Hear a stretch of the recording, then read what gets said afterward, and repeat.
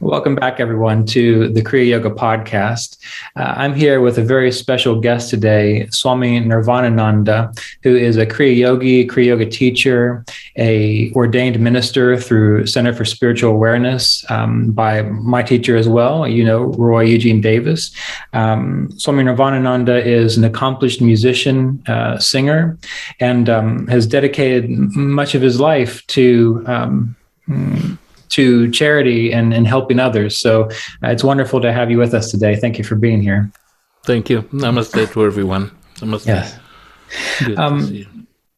So to get started, there's so much that we could talk about. And what I would like to introduce people to, first off, is the work that you do. So what is the work that you do? What is the charitable work that you do, Swami? So it's a long story. I mean, it started in 1986 when I first went to Puri and to India as well. And I met there a Polish father who started a lepers colony. And he had a small school attached to the village. And we became very good friends. And I like to go almost every day with him and visit the lepers, the families. It was quite shocking, especially at the beginning. Mm-hmm. But then when you realize how happy they can be in such a difficult situation, then you see, wow, all our troubles are nothing compared to the way they are living. So it started like this, and I asked him, Father, how can I help? Because before going to Puri, I stopped also in Varanasi and could meet Mother Teresa of Calcutta. And I liked very much all the work she was doing. It was very touching. It was almost shocking also for me. So after Mother Teresa, I met this father, and he asked me, he said, it's no sense that you stay here. Go back and try to help me to sponsor some of the children to go to school. So, and I thought, yeah, it's a good idea. So I went back, and, I'm a musician since a long time. I've been a musician. And so I mixed my concert with sponsoring, with asking people to sponsor the children. So we started with 7 children. He gave me at that time 7 pictures. And now, after so many years, it happened that the 7 children became more than 1,200 children. Wow. That's amazing. But everything happened so spontaneously, without any effort.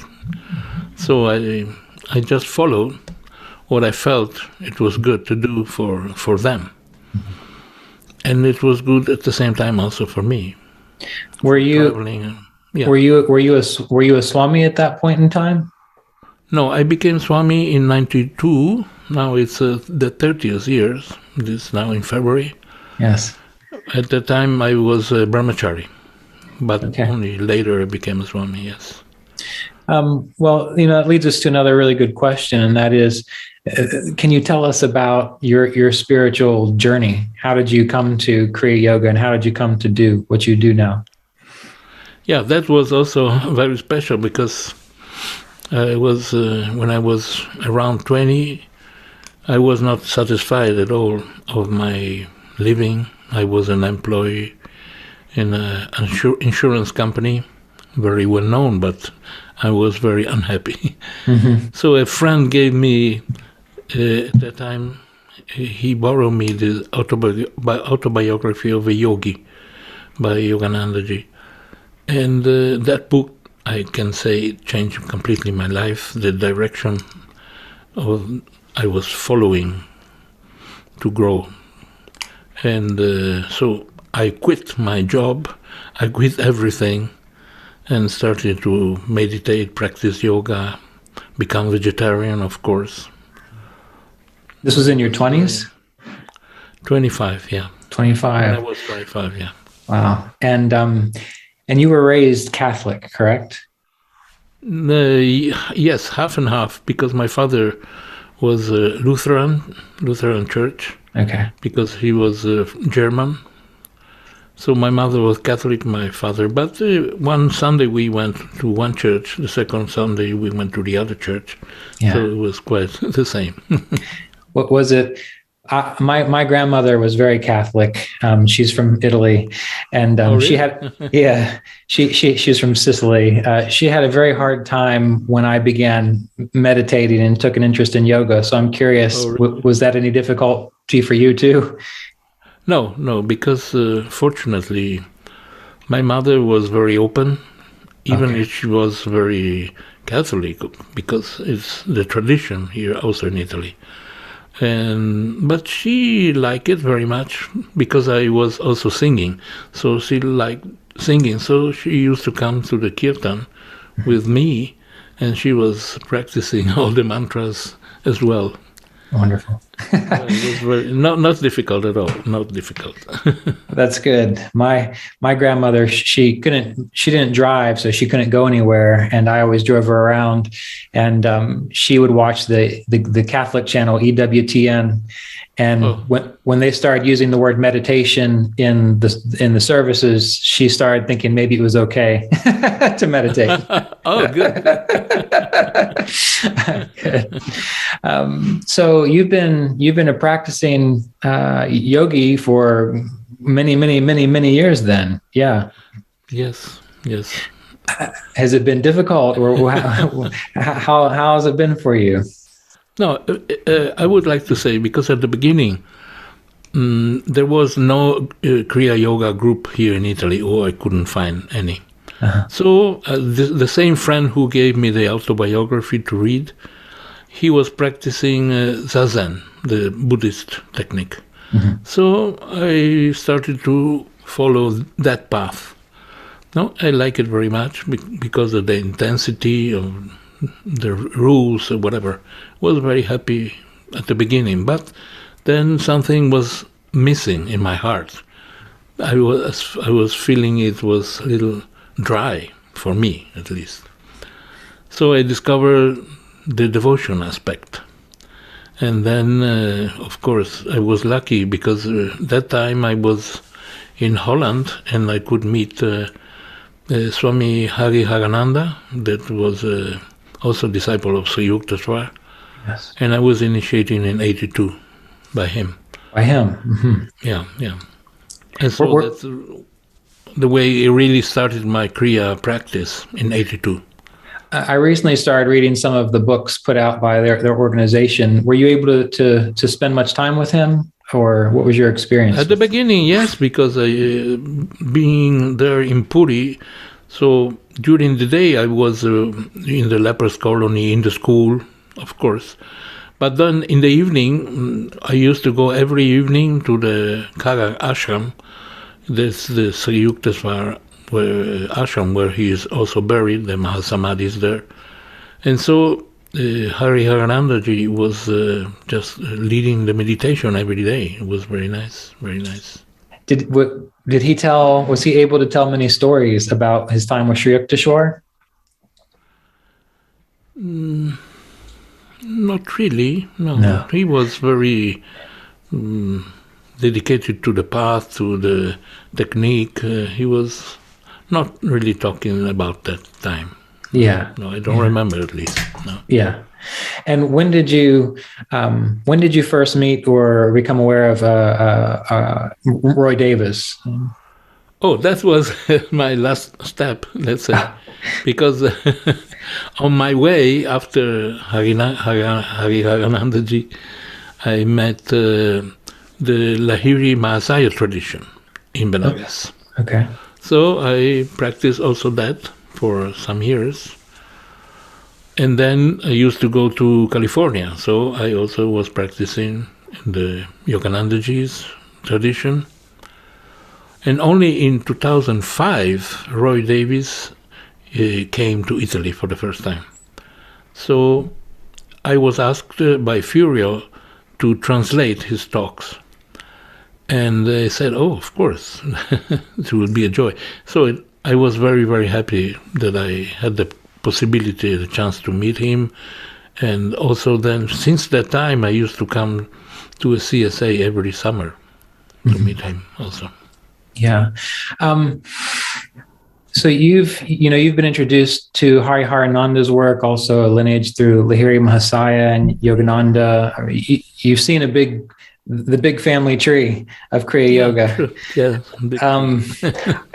I personally wish I had a little more experience in that regard. So I guess what I'm wondering is, having learned and participated in Kriya Yoga in that way, what is it like, getting a little bit from Hariharananda and learning from Lahiri Mahasaya's lineage? Is it pretty much the same emphasis? Yes. Oh, definitely. The Kriya technique is the same. There are other little aspects that also Suyuktasva was teaching little differently. But, then the main thing was the Kriya practice. So this is, I would say, having going through the whole different branches of this tree, I could see better. For me, it was important.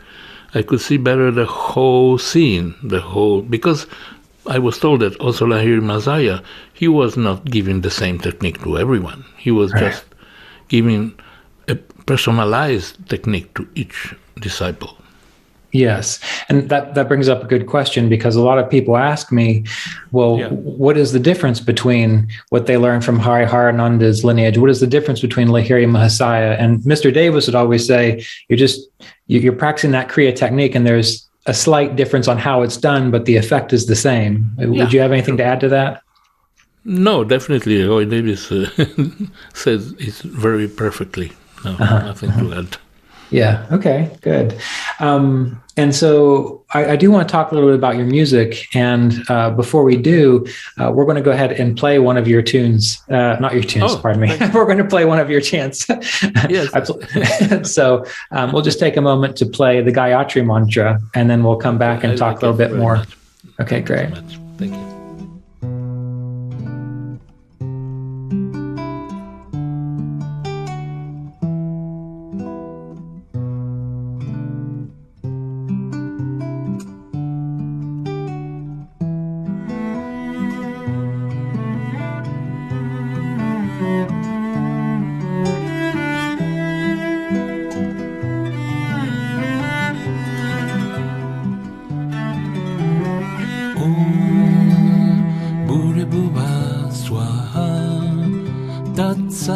Tatsavitur varenyam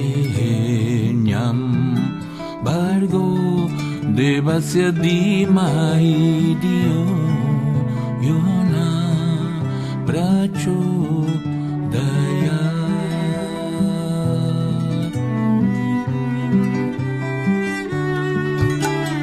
Om Bhurabhuva Swaha Tatsavitur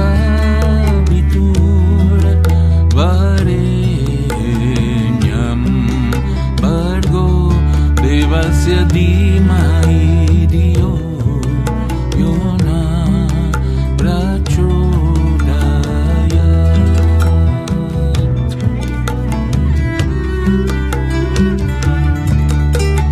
Om Bhurabhuva Swaha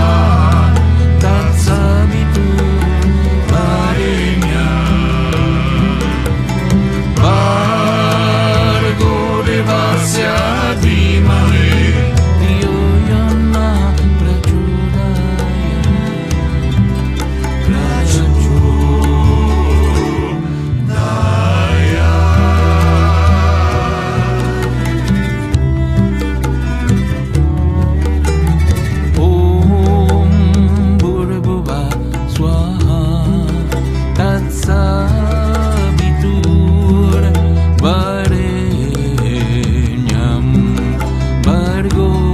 devasya dhimai diyo yo na prachodaya.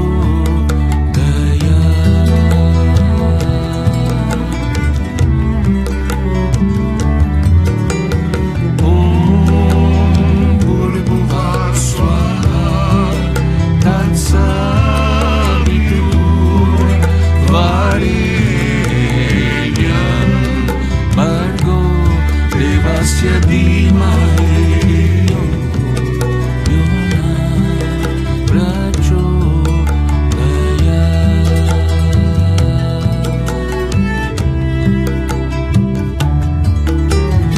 Om Bhurvubhuva Swaha Tatsaviturvarenyam Bhargo devasya dhimai diyo yo na prachodaya.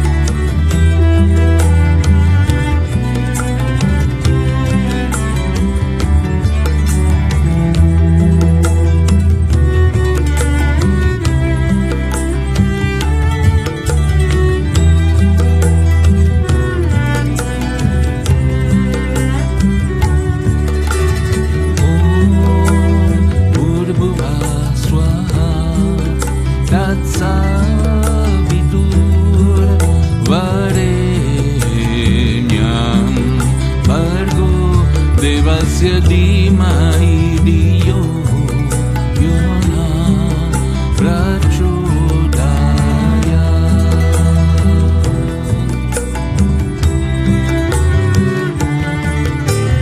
Om Bhurvubhuva Swaha Tatsaviturvarenyam Bhargo devasya dhimai diyo yo na prachodaya.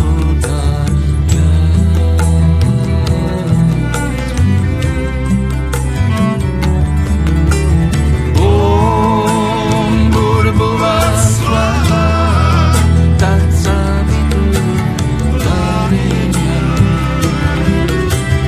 Bhargo devasya dhimai diyo yo na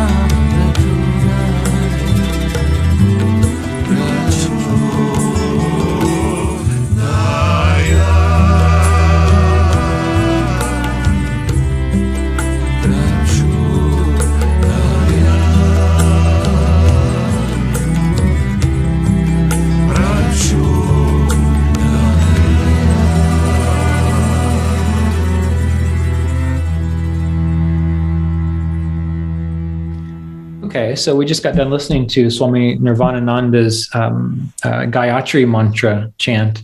It's a beautiful chant. Is there anything you could tell us about the Gayatri mantra for those who don't know about it?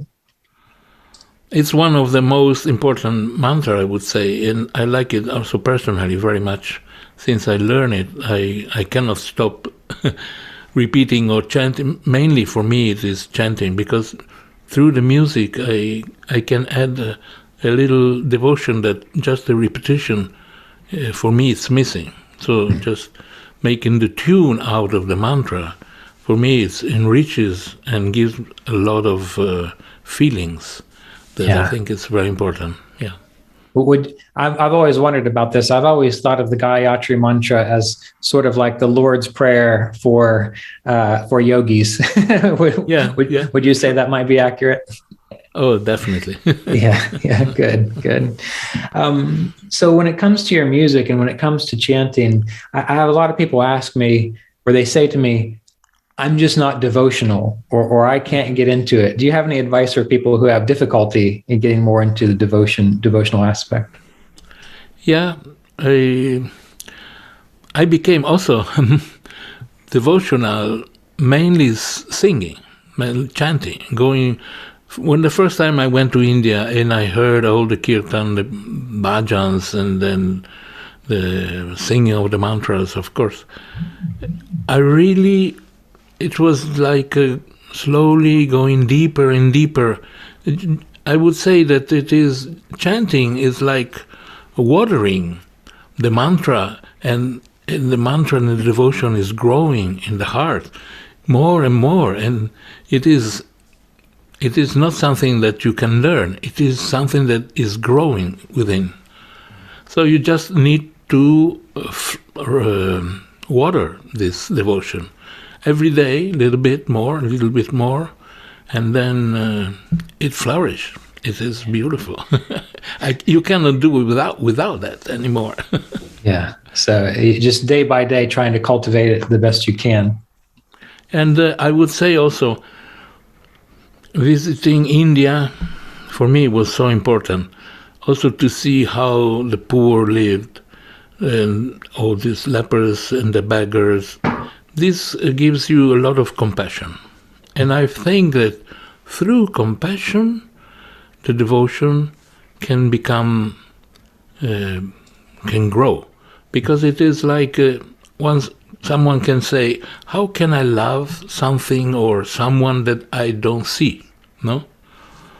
But if you come in contact with these poor people and you feel the devotion, then you will feel also how through the compassion, how the devotion is growing so much, so intensely. That was my experience. Yeah. And for people who, want to do more in the world, to be more of service, what would you recommend? How could they start to be a little more charitable, give a little bit more, if they don't know what to do, if they don't know how to start, if they haven't gone to India and seen what you've seen, Yeah. Yes, this is the easiest way. Just buy a ticket to India and then you are there. Otherwise, there are many charities also in the West. So you can look for, and you will find something where you can express your devotion to everyone, because God is in everyone.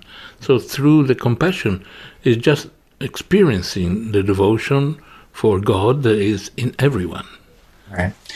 And one quick question, when they want to do more, but they themselves have a lot of difficulty in life, or they are suffering, what would you say to them when they think, well, I just can't because I'm struggling myself? Any thoughts on that? What I can say is that what I felt is that the best joy I can feel is when I see that I can give some joy to someone else, just also a smile or something. And from the joy that I can give to someone, my inner joy also grows and develops so much. So if I would have difficulties, I would start projecting my attention not to myself, to the ego, but outside, to the other ones who are in need. You see? Yeah, good. Well, before we move on with the rest of our time, I also would like to take a moment to play. It's a song you recorded from Yogananda's poem. Can you tell us about that before we play it? It's something I liked immediately when I read it for the first time. It's called "I Love You, My Dear India," because I was born in the West, but I really feel my homeland is India, spiritually at least.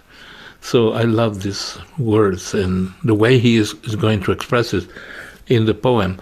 And the refrain came to me like this, and I enjoy it very much. Thank you.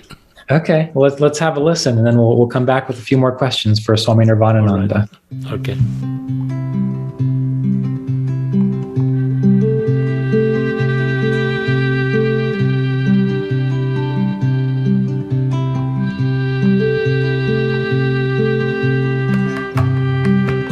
I love you, my dear India. You are the sweetest land of all. I love you in the winter, summer, spring, and in the fall. I love your fertile valleys, your dear Ganges I adore. I love your Indian Ocean, and I love her ragged shore.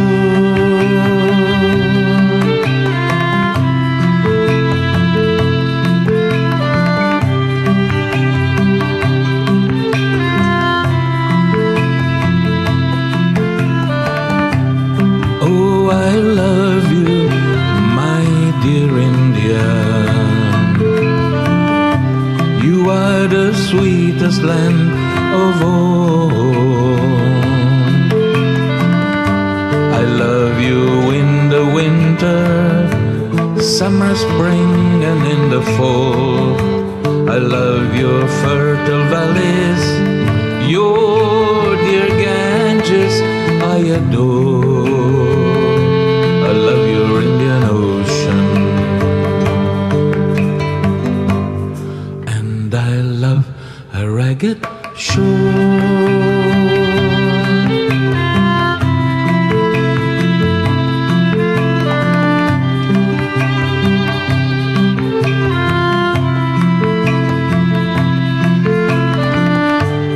Where the snow-crowned golden Himalayas keep the watch, where the sages bloom, it is there that I would be. In the land of the free,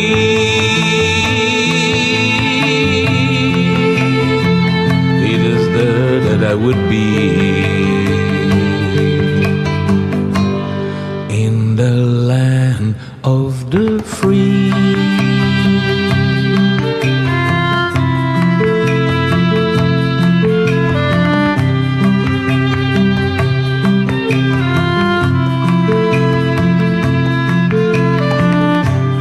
Oh, I love you, my dear India. You are the sweetest land of all. I love you in the winter, summer, spring, and in the fall. I love your fertile valleys, your dear Ganges I adore. I love your Indian Ocean, and I love her ragged shore.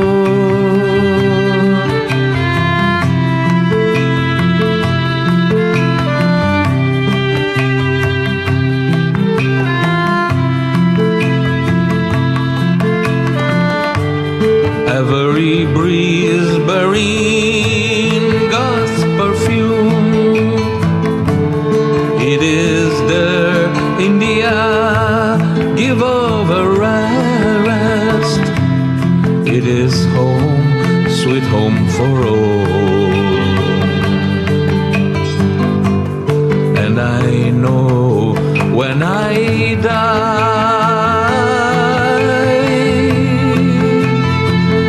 in joy I will sigh for my sunny grand old India.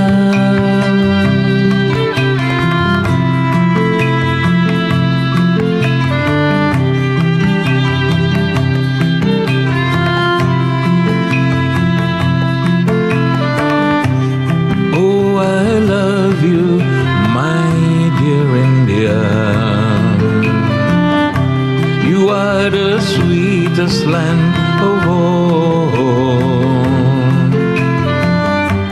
I love you in the winter, summer, spring, and in the fall. I love your fertile valleys, your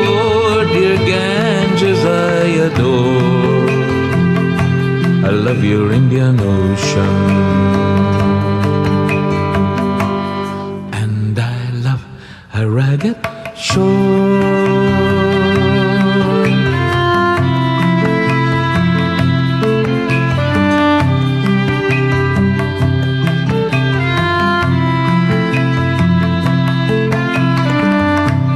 Oh, I love you, my dear India. Oh, I love you, my dear India. Oh, I love you, I love you, I love you.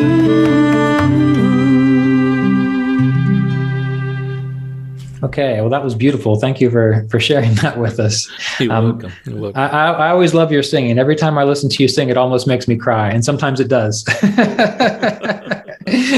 Yes, yes. There's something about the way you sing. And before I forget, if people want to get your music or find your music, where could they find it? How could they find your music? In the website nirvanananda.org, you find almost all my chanting. Okay, It's very easy to download there, yes. So nirvanananda.org and just go to the music tab, I would guess. Yes, it is, yes. Okay, great. Okay, well, the final few questions that I have really relate to Kriya Yoga practice in general, because you've been practicing a long time. You have a lot of experience, and you've met so many Kriya Yoga masters that your wisdom would be helpful for us. So the first question I have is, what advice would you give people who are just beginning to meditate or just beginning to practice Kriya Yoga, and anything that you would say to them? I would say that the main key is to become regular. Regular, because through regularity, I also felt myself that it was my technique, my practice was, my sadhana, as we say, was deepening. And through the deepening, the intensity of your spiritual growth is increasing. So I would say these two things mainly: regularity, every day, and intensity. Trying not to do much, but to do the quality of what we are doing. Because also Yogananda used to say, the technique of the Kriya Yoga is important, but devotion must be also added to it. So the two combined together, then your growth is really sincere and true. So to do regularly, daily, and to be engaged, to really pay attention to what you're doing. Yeah, very focused on that. Not to do it just, I have to do it, spend some half an hour and then just think something else you are going to do after. No, be focused on what you're doing. Yes. Well, I don't know why it made me think of this, but it's like if you're spending time with your children or your family, you don't just say, okay, I've got a half hour to spend with my family, so I'm just going to be here, instead of actually being there with them. Yes. True, yeah. true. Yeah. Well, one side question that comes up, because I recently had someone ask me this. They said that when they sit to meditate, they often easily experience silence. And so they were wondering, should they still do the Kriya Pranayama, or should they still do their meditation techniques? Do you have any advice on that?